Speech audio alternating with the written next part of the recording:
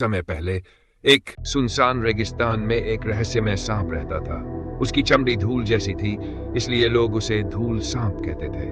वह जमीन के नीचे रेत में गहराई तक छिपकर रहता और जब कोई अजनबी उस रेगिस्तान से गुजरता तो बस उसकी सरसराहट सुनाई देती। गांव वाले कहते थे कि वह सांप श्रापित है और उसे किसी खास चीज की तलाश है जो उसका श्राप तोड़ सकती है। दूसरी ओर एक घना जंगल था जहां एक चालाक बंदर अपने झुंड के साथ रहता था।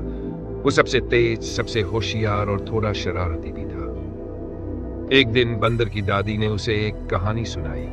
रेगिस्तान में एक ऐसा खजाना है जो सिर्फ सच्चे दिल वाले को मिल सकता है, लेकिन उसकी रखवाली एक प्राचीन राक्षस करता है।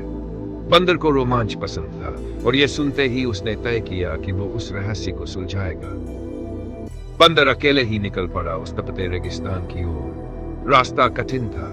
प्यास, धूप और रेत के तूफानों ने उसका इम्तिहान लिया। लेकिन वह रुका एक रात जब चांद की रोशनी रेत पर चमक रही थी। उसे पहली बार धूल सांप की सरसराहट सुनाई दी।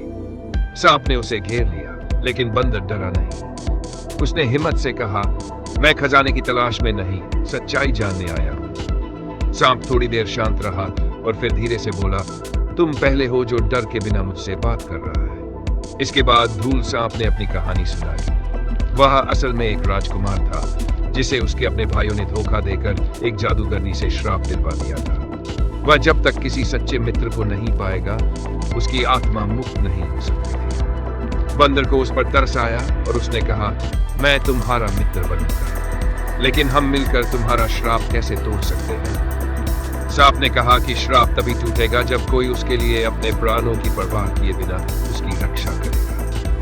तभी रेगिस्तान में एक पुरानी जादूगरनी लौटी, वही जिसने सांप को श्राप दिया था। उसने देखा कि सांप अब अकेला नहीं है और वह बहुत क्रोधित हुई। उसने रेगिस्तान में तूफान बुला दिए, रेत के गोले उड़ने लगे और एक भीषण युद्ध शुरू हो गया। बंदर जादूगरनी से लड़ने लगा।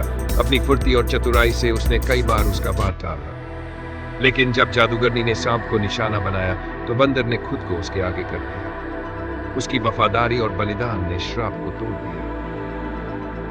धूल सांप एक तेज रोशनी में बदलकर फिर से इंसान बन गया, एक युवा राजकुमार। जादूगरनी की शक्तियां भी जाती रहीं और वह गायब हो गई। राजकुमार ने बंदर को गले लगाया और कहा, तुमने जो किया वो कोई नहीं कर सकता था, अब मैं फिर से आजाद हूं। राजकुमार बंदर को अपने महल ले गया, जो अब रेत से ऊपर उठ चुका था, और उसे जंगल का रक्षक घोषित किया। बंदर ने जंगल वापस जाकर सबको ये रोमांचक कहानी सुनाई, लेकिन सबसे बड़ा इनाम उसे एक सच्चे दोस्त के रूप में मिला। और तब से हर साल रेगिस्तान और जंगल के बीच एक दोस्ती का उत्सव मनाया जाता है, उस चालाक बंदर और धूल सांप की याद में, जिन्होंने दिखाया कि सच्ची दोस्ती हर श्राप से बड़ी होती है।